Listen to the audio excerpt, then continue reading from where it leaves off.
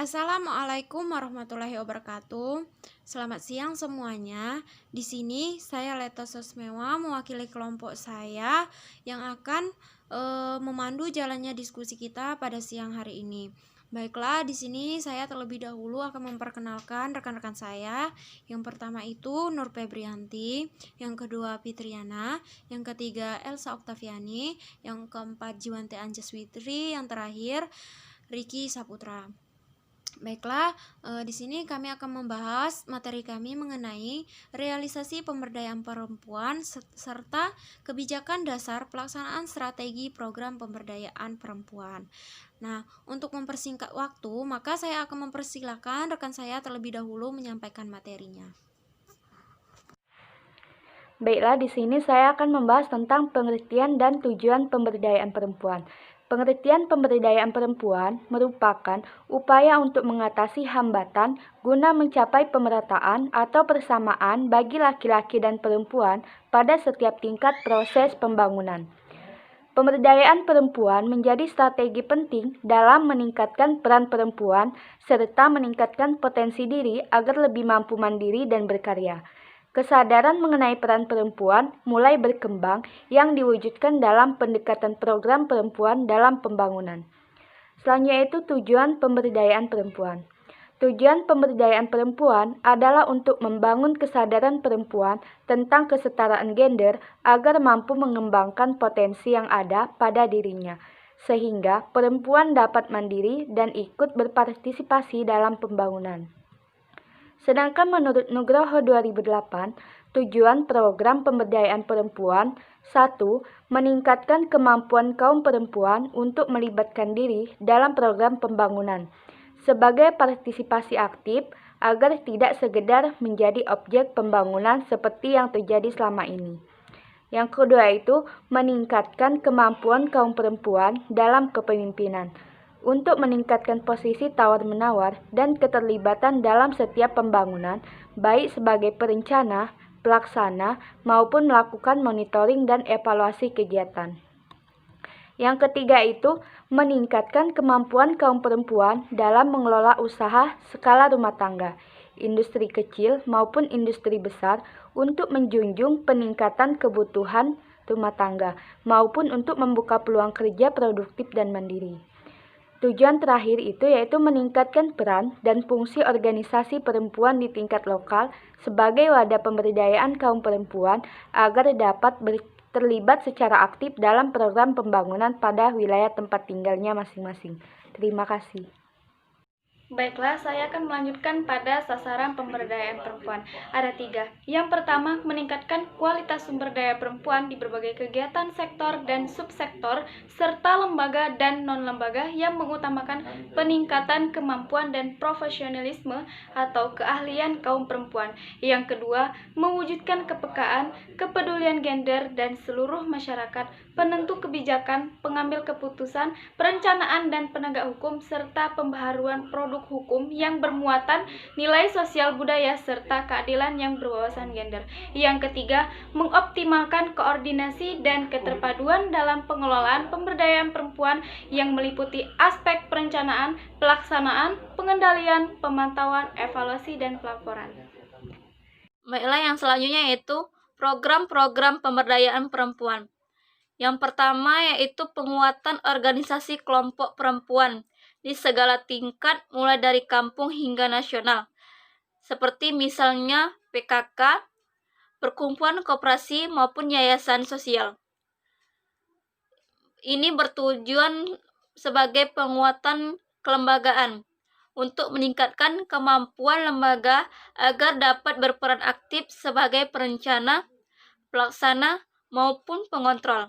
Yang kedua yaitu peningkatan fungsi dan peran organisasi perempuan dalam pemasaran sosial program-program pemberdayaan.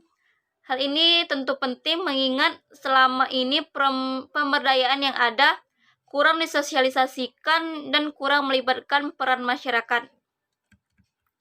Yang ketiga yaitu pelibatan kelompok perempuan dalam perencanaan, pelaksanaan dan monitoring semua program pembangunan yang ada. Keterlibatan ini meliputi program pembangunan fisik, pembangunan penguatan ekonomi, dan peningkatan sumber daya manusia. Yang keempat yaitu peningkatan kemampuan kepemimpinan perempuan. Hal ini dilakukan agar perempuan mempunyai posisi tawar yang setara, serta memiliki akses dan peluang untuk terlibat dalam pembangunan. Yang kelima yaitu peningkatan kemampuan anggota kelompok perempuan dalam bidang usaha, baik itu industri kecil, rumah tangga, hingga skala industri besar. Dengan berbagai keterampilan yang menunjang seperti kemampuan produksi, kemampuan manajemen usaha, serta kemampuan untuk mengakses kredit dan pemasaran yang lebih luas. Selanjutnya yaitu realisasi program pemberdayaan perempuan. Nah, realisasi program pemberdayaan perempuan ini terdapat 5 poin. Yang pertama, meningkatkan kedudukan dan peranan perempuan di berbagai bidang kehidupan.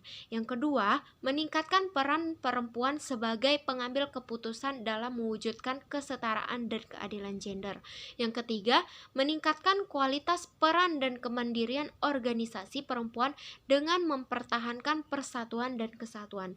Yang kelima, meningkatkan komitmen dan kemampuan semua lembaga yang memperjuangkan kesejahteraan dan keadilan gender.